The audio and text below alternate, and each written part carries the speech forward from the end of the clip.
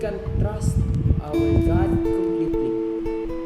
Nga naman, kini nagahatag og challenge ka nato. Kay huli balaan man ang atong Ginoo, usab kita sa atong kinabuhi mahimo kita nga balaan. Pangutana kanimo kanako mga igsoon, are we reflecting His character? That is question that is personal that only you and me can answer. So let's move sa point number 3. God is love revealed through Jesus. Now this is the most important truth, my friend. What is that? God is love revealed through what? Through Jesus. According to 1 John 4:8, it says there, my friend, God is love. It means God is love. He is not just loving Himself. He is love.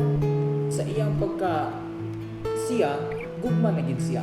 So, but we often misunderstand this, my friend, that love. So, ang ato ang the human understanding of love is it is conditional. It means like kung maayo ang iyang gibuhat sa imuha, maayo pud ang imong ibalos. So that is the human love conditional. Second, it is changing, my friend.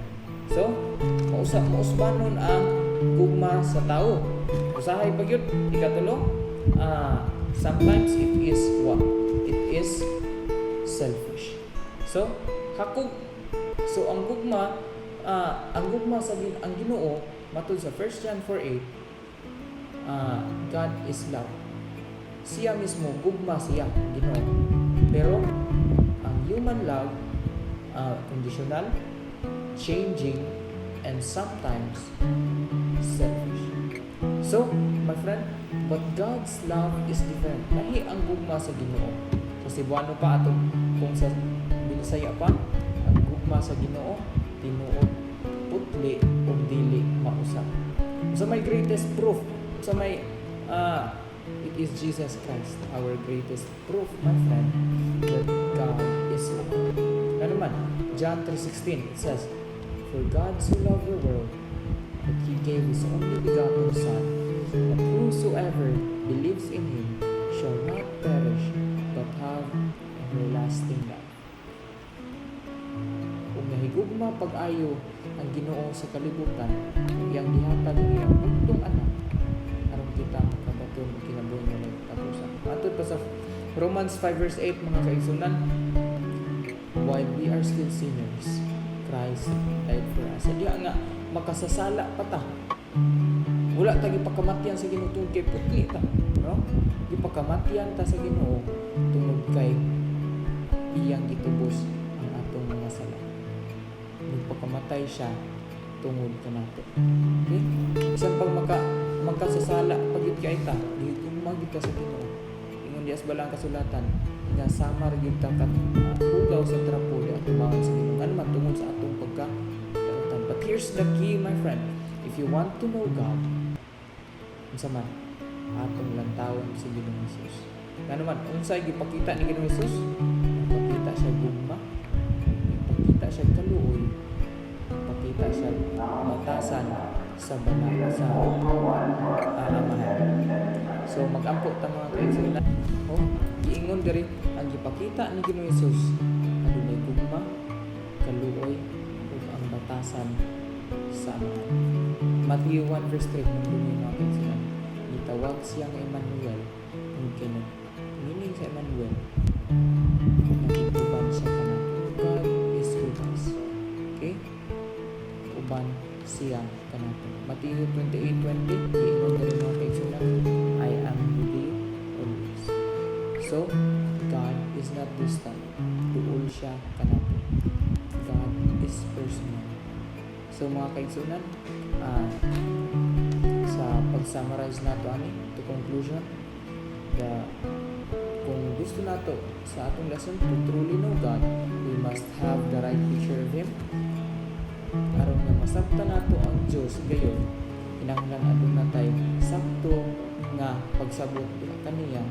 O usab kadua, we must have understand that He is holy and good. Katulo, we must experience His love in Jesus.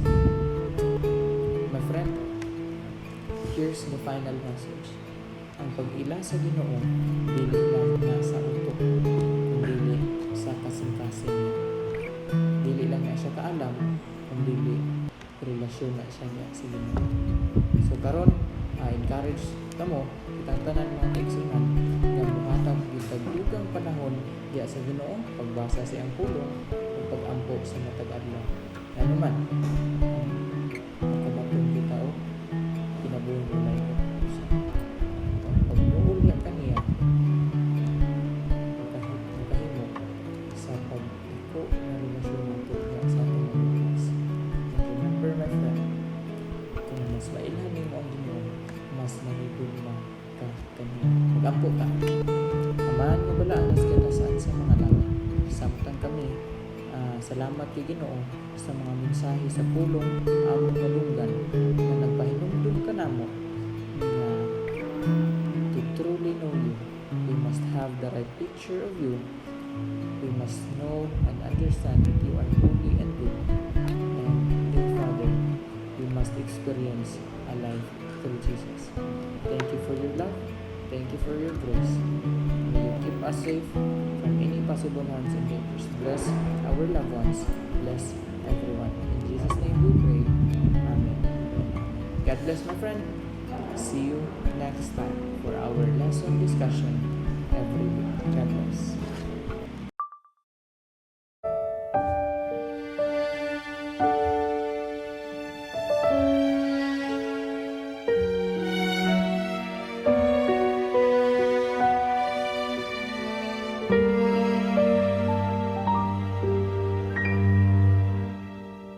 Sukad pa sa sinugtahanan, ikaw kayo dumatinod anon.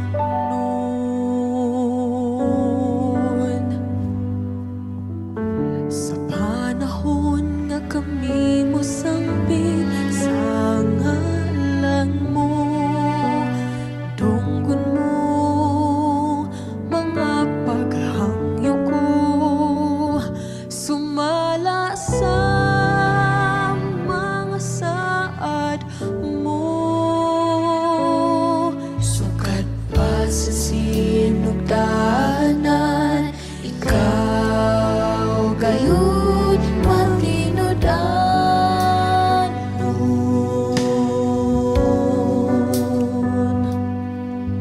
Sa panahon nga kami mo sambit sa ngalan mo, dungon mo mga paghangyo ko, sumala sa mga saad mo.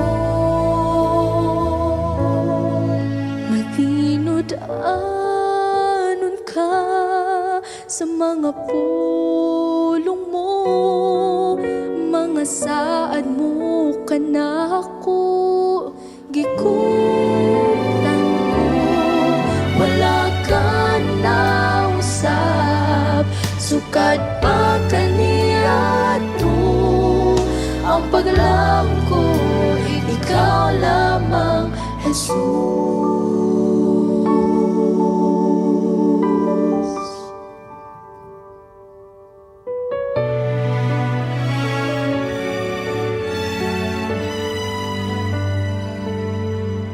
Sukat pa sa sinugtahanan, ikaw kayo matinud anon.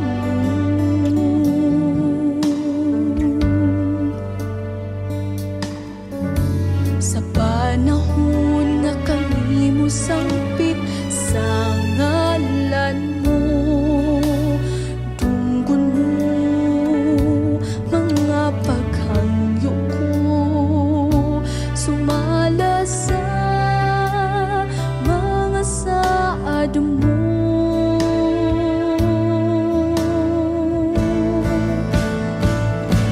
Matinud-anon ka sa mga pulong mo, mga saad mo kanako